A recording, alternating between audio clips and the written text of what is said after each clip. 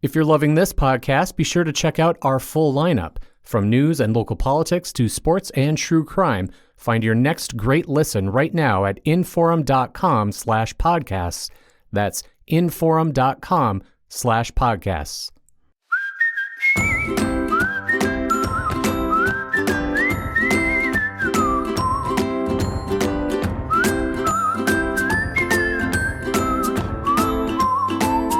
Welcome to Plain Talk, and we're going to spend some time talking about China today for a couple of reasons. First, there's a story here in North Dakota that made national headlines, been making national headlines for well over a year, and it was about the Fufeng. Somebody pronounced it Fufeng the other day, and now I find myself questioning, have I been pronouncing it wrong? I've been saying Fufeng like a true Midwesterner. Right. That may be it. Yeah, that may not be right. Whatever it is, you know what I'm talking about. It's the corn milling plant in Grand Forks that has now been canceled because we finally got an answer from the federal government through the Department of the Air Force regarding the potential security threat of that. We talked with Mayor Brandon Bochensky earlier in the week, but now we've got news of a Chinese balloon that's floating over Montana somewhere. That is so big. I mean, they're saying it's like at 45,000 feet, and it could still be visible with the naked eye, which tells me this thing's got to be really, really big. Anyway, here with me to talk about some of that stuff is Senator Kevin Cramer, who was instrumental, along with Senator John Hoeven, in getting us an answer finally on the Fufeng debate. And Kevin, one of the things that frustrated me about this, the first guest I had on, after the news came down from the Air Force was Mayor Bochensky, and I honestly felt really bad for Mayor Bochensky and for a lot of the other local officials who are stuck trying to make decisions about this plant with a variable that they could not possibly answer, which is national security. That was such a terrible place for them to be in. I'm fine. I'm glad they finally have an answer, but I did not envy them being in that position. Well, I feel badly for them as well, I suppose, but it's a little bit like having to convince them that fire is hot. I mean, in all honesty, I was frustrated that everything I told them a year ago is exactly what the Air Force said a week ago, or less than a week ago. And somehow they kept, I think it's like I always say, 5-year-olds believe in Santa Claus because they should, 10-year-olds believe in Santa Claus because they want to. And for whatever reason, it seemed to me they kept hoping for someone to tell them it was okay to do this. When I think it was pretty intuitive to the vast majority of people in the country, and certainly to the national security hawks and people that care about this sort of thing, that it wasn't okay.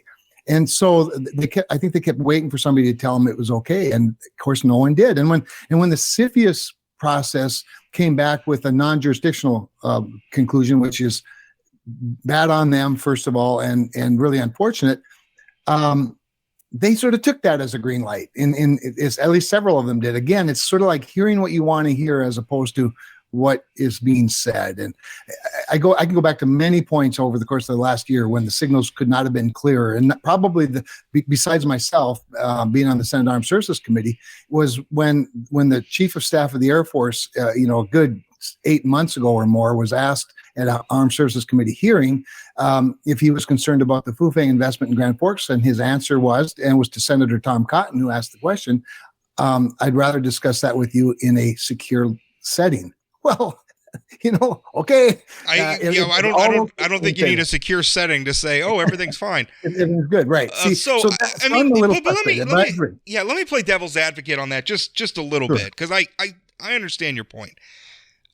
I'm always looking at, do we want to create a situation where local officials are making decisions about national security, not just with China, but let's say a Saudi Arabian company, let's say a Brazilian company, a Canadian company. I don't know, any foreign company that's coming in and wants to build a factory or a office building or a facility, and now we have local officials taking it upon themselves to say yay or nay based on national security. I'm uncomfortable with that. I say that this is a bad example of it because I think it was pretty clear-cut.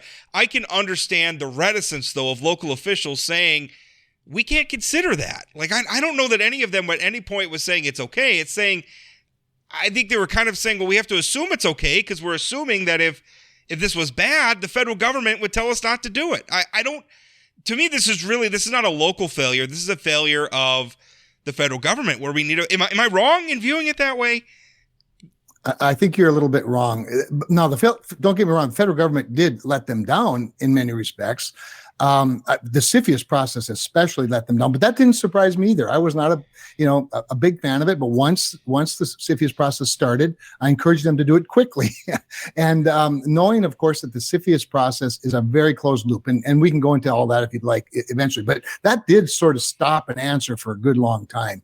It prevented the Air Force and the Department of Defense and intelligence agencies from advising. All of that said, what I fear more than what you just described is a federal government that makes all the local decisions for people. And that's way worse in our system, because here's the thing. The Air Force will mitigate any risks that a local government imposes on them or allows on them. Their job is not to mitigate the local government's risk. Their job is to mitigate the national security risk. And they have lots of options to do that with. And I think you and I maybe have talked about this before, but it's not like the Air Force has been crazy about the Grand Forks Air Force Base for a number of years. It's been a base that was greatly diminished after the last BRAC round. It used to have bombers and it used to have fighter jets. It used to have missiles and tankers. And then it got this rather small ISR mission. I, for one, and Senator Hoeven, for another, worked really, really hard to keep that base relevant so that when new next generation ISR missions come along, Grand Forks would be a base that's available. And guess what? That exact thing happened. But it was not the Air Force's first pick. And so when you spend a lot of, your state's political capital on getting a space ground station, the very first and the only Air Force ground station for low Earth orbiting satellite system, launched by SpaceX on behalf of the Space Force, and the next generation of ISR aircraft there. The last thing you want is the community sort of, just sort of ignoring that and going on with this other decision.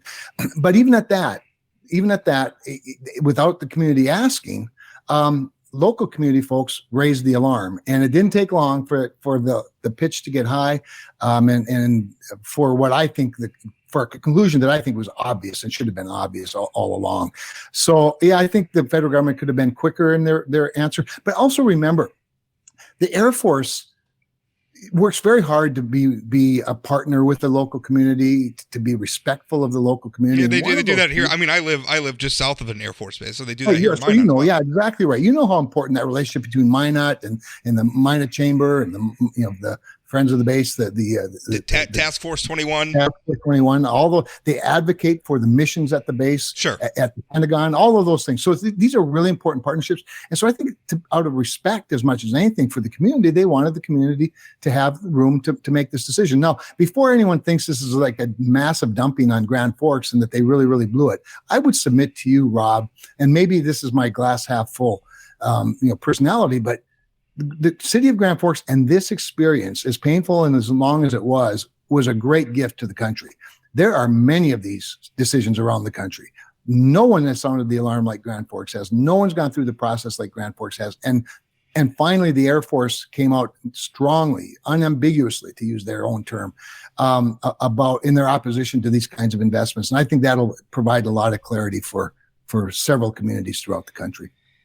It seems to me like we need a better process for this, because you're right. I mean, all over the country. And when I was talking with Mayor Bachensky, one thing that we were talking about was the fact that it's in the modern era, there is types of espionage and levels of espionage that just weren't, they weren't possible even 20, 30, 40 years ago.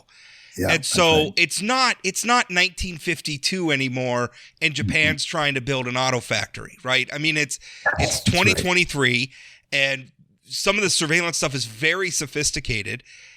And I feel like if we're going to have foreign countries investing in our country, which, at face value, I think is a good thing, I feel like we need a process where, as part of the checklist, where a local government could say, hey, federal government, whose job it is to oversee our relationships with other countries, whose national defense is in your purview, what do you say about this, right? And I guess I thought that was CFIUS, but apparently not. I mean, if CFIUS couldn't weigh in on this, what I don't know what their purpose is.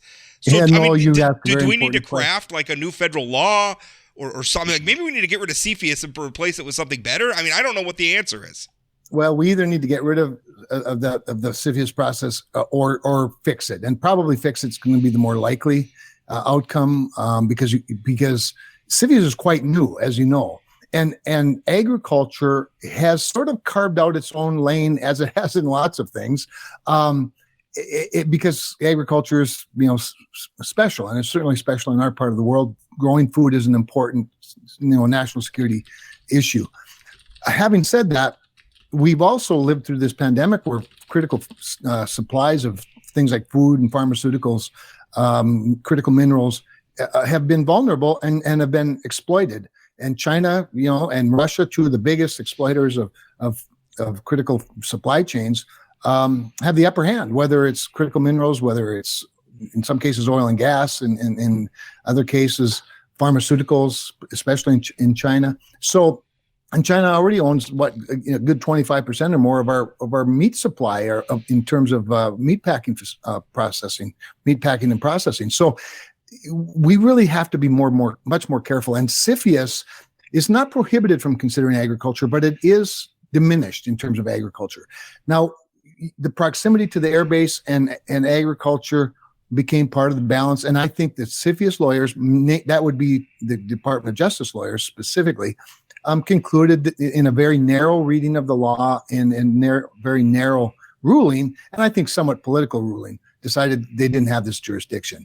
But what they didn't decide is that it was a good idea to go forward with this. And so we need to fix CFIUS. And there's legislation. I'm already on some legislation to bring the ag department right into CFIUS to make sure that agricultural investments are part of CFIUS. Because even if there wasn't an air base 12 miles away, I don't think giving or selling more of our food supply chain to China is a good idea. So how do we handle that with existing? I mean, it's again, I think what you're talking about, reviewing the CFIUS process, I view that as we've got to modernize some of these processes, even though CFIUS is not that old. We got to modernize. Let's say we got to modernize our thinking, right? To embrace modern technology, to embrace modern economies. But what do we do? Because one of the things during the Fufeng debate is everybody always brought up, and it's a relevant point, was that there was already a major Chinese-owned company operating in Grand Forks that operate aircrafts, as a matter of fact, Cirrus aircraft. So, I guess with Cirrus as one example, I mean, how do we handle all of the Chinese investment that exists in our country already? I mean, they're already here. Yep, no, for sure. And a lot of those investments have already been mitigated. And Grand Forks, and sticking with Grand Forks for a minute and talking about Cirrus, the Cirrus was purchased by a Chinese company, a decade ago. A decade ago, our attitude toward China was very, very different. We were still hopeful that China could become a good neighbor, could become a good trading partner, could become reliable. But all they did over that course of that 10 years is continue to spy, continue to steal our technology and intellectual property, build up a military that's larger than ours, and in some cases much higher tech, usually technology that they stole from us and improved upon. So we've learned a lot more about China since then. In the meantime, those investments have been, again, mitigated. But what we shouldn't be doing is adding new investments, especially when we know their model, Rob. I mean, having sat through many, many, many of these discussions, both classified and unclassified, at the highest levels as well as the more general levels, there's nobody that does this better than China and the Chinese Communist Party, and there's nobody that has more patience than they have. That's another thing that's different from us and them.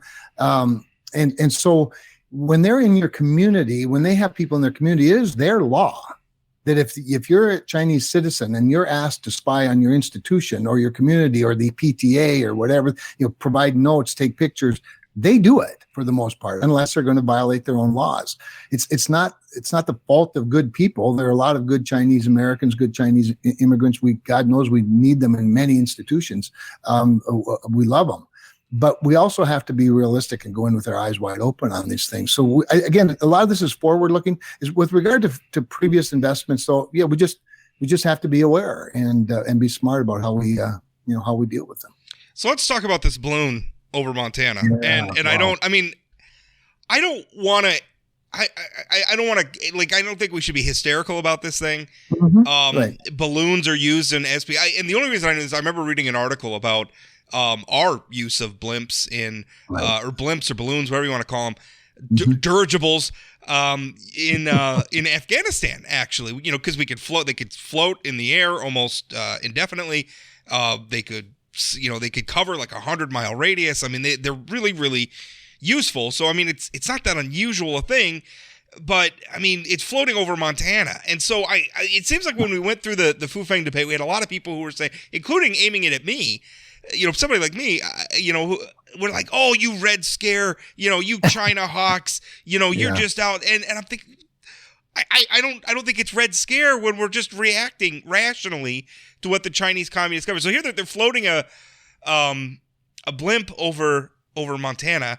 I can't imagine China's interest in this part of the world is maybe part of the Minot Air Force Base's mission, right? And which I'm sure is also a mission in Montana, which is we have a lot of our nuclear arsenal buried under the ground in this part of the world. I mean, this is a real thing that's happening, right? I mean, it's not something out of a movie. Nobody's making it up. It's really happening. And while I don't want to overreact to it, on the other hand, we do need to react to it rationally. And I feel like that's a hump we got to get over. And I remember first talking to you about this during the 2018 Senate campaign when everyone we were having a trade war with China, and the only context anybody wanted to talk about China in was soybeans, right? Which don't get me wrong, are important, but we have got to change our thinking about China, and I don't think everybody's there yet. No, for sure. I mean, where I am now, and I was sitting in the front row when President Trump signed the first round of the trade deal with China, because we love selling food to China because there's 1.5 billion people there, and they like to eat what we make or feed it. And so they are important. They're an important customer. But my position for the last year, at least, has been that I think we should engage in strategic decoupling from China. China has proven to be an adversary, not even a reasonable adversary, an adversary that lies, cheats, steals, and is very large. They want to take over as a matter of their own stated strategy, take over the economy of the world, the military of the world. They have over 400 ships right now in their Navy, and we're down to like 270, something like that. And what's paying for a lot of that? I mean, what's paying for a lot of that is commerce with the United States, commerce with the world's largest economy. I mean, that's what's making it rich. All those cheap products that we've been buying from China. Not only have we undermined the American workforce by, exporting and going, selling off energy development, selling off manufacturing and everything to China, where, let's face it, they don't treat the environment, they don't treat their workers like we do here in the United States. I mean, we've been not just undermining ourselves, but also, they've been using that relationship, that economic relationship, as a fuel cell for their authoritarianism, and it's got to stop. So, but when you say a decoupling, what does that look like? I mean, how do we do that? Again, when Cirrus in Grand Forks, right, is the micro anecdote, for how do we decouple? I mean, how do we do that? Well, I think for the first thing, I think you start with investment both ways. As much as some people love foreign investment, I mean, we have some people who think it's better to get $1 million investment from a foreign country than somehow their neighbor. And I don't know what that's about. I think there's a romanticizing of foreign investment sometimes in economic development. I'd rather grow my economy organically, frankly. But that said, I think it starts there because just a few years ago, and as you know, I'm on the banking committee, we passed legislation that required Chinese investment in the Chinese investments that are traded on American stock exchanges requires them to go through the same tax auditing processes as American companies.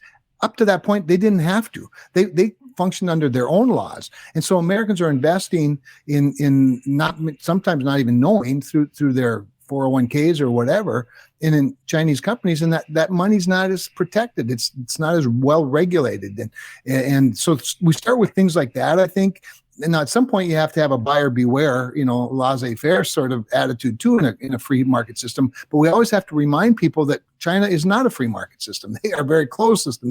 They are a government-run economy, and so I just think it cuts both ways. The other thing, though, and I think perhaps even the more important thing, Rob, is that we need to bring back more critical supply chain. But here you have the Trump administration and the Democrats is pushing this massive electric vehicle tax credit with an America-only provision. And the first thing they realized was there aren't enough electric cars being made in America to meet their goals, so they apply it to Chinese-made electric vehicles. Now, you're now subsidizing at the cost of $7,500 per vehicle Chinese-made electric vehicles because you're more concerned about, to quote Al Gore, boiling oceans than you are about China. I mean, China's a much more imminent threat, frankly, than boiling oceans. And then you have just this week, not one, but two critical mineral mines, one in Minnesota and one up in Alaska, were shut down by the federal government without even finishing the environmental impact study. They just shut them down. And if we're going to have critical minerals, if we're going to have electric vehicles or solar panels, we should have mining, and they want to embrace the technologies on one hand, but they don't want to embrace. Well, I think that gets back to the previous point where, again, we can export a lot of that mining. We can export a lot of that manufacturing to China, who can do it cheaper because they don't care that much about the environment, or certainly don't care about as much as we do. And they don't care that much about their workers because they're an authoritarian regime. And so, which brings me to a proposal that you had that I think a lot of people on the right, frankly, found controversial, which was the idea, and I'm forgetting the terminology of it now, but basically it was like taxing carbon at the border, right? Where we're saying, I really like that idea. I really like the idea of going, because it doesn't impact our relationship with Europe or Canada or Mexico, some of these other places that do a pretty good job generally. But it does impact our relationship with places like China that exploit workers and exploit the environment. I really like that because to me, I see it not as a tariff or anything like that. I see it as, listen, we'll do commerce with you if you do it the same way we do. If you treat your workers as human beings, yes, we will do. I mean, I think that approach could really pay dividends here. I think it pays national security dividends, and that it forces, if China's going to trade with us, forces them to act in the ways we were assuming that they would if they engaged in free trade with us. And it also, helps America economically because it puts them on that seems like a win-win-win all the way around and fits in exactly with what we're talking about here. Yeah, I agree, Rob, and I appreciate you saying that because when I first proposed the idea of a carbon border adjustment mechanism that would match what they're doing in Europe in the European Union, prior to the European Union finishing theirs, and they've sort of finished it, but they haven't quite implemented it yet. That was exactly my goal. My goal was to not punish American companies or European companies or any company from a like-minded country, because we do more trade sometimes with our adversaries than our allies, but rather to punish the polluters. So if John Kerry really cares about greenhouse gas emissions, then he should be for this. And he's the guy that could be for it, and he still is not. And although I think he's coming that way, other Democrats are, and many more Republicans are coming that way.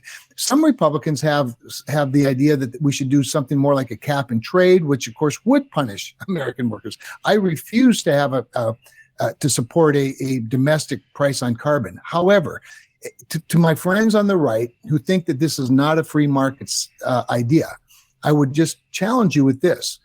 Because of those values you're talking about, Rob, labor values especially, and environmental values, our companies are already paying that tax. They're already paying the tariff by increased costs to meet very stringent environmental standards, to the point where the United States has lowered carbon emissions more than the next 8 countries added up. I often accuse our friends on the left when they talk about conservatives, they talk about us like we're anarchists, right? Like we must be against any sort of government intervention at all. Well, we're not. We're not anarchists. We just want prudent government that protects our liberties.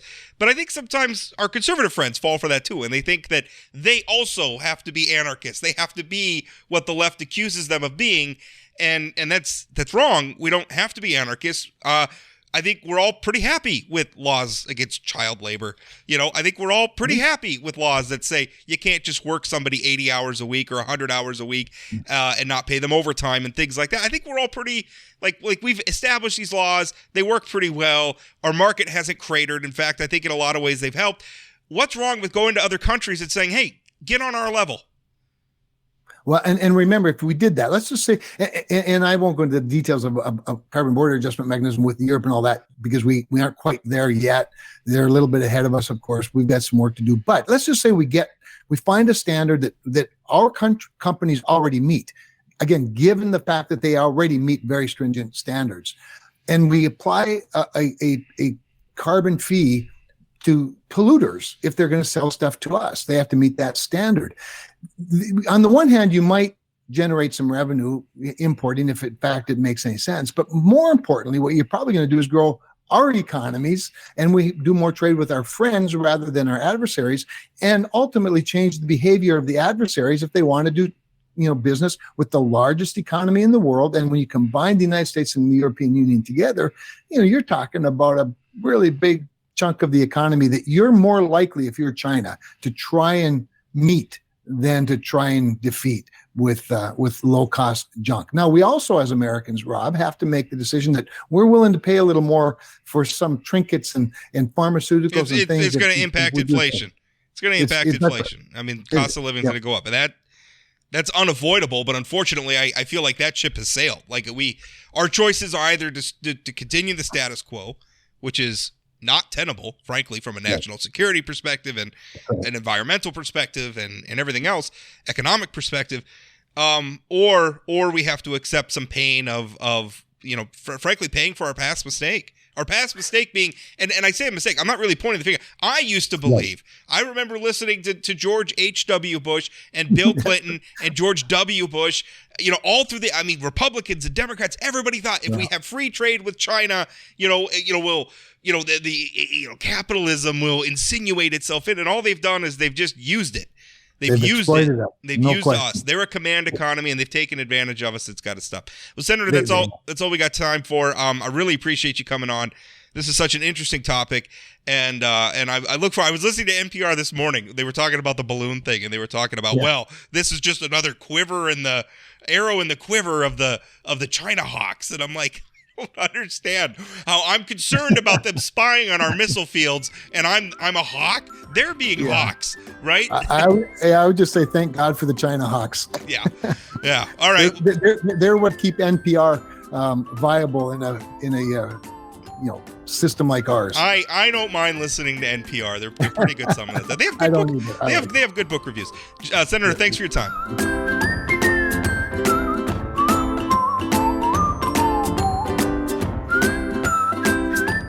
Did you know Forum Communications Company has a robust podcast library? At inforum.com/podcasts, we have everything from politics, sports, true crime, outdoor adventure, and more. Visit inforum.com/podcasts and explore them all today.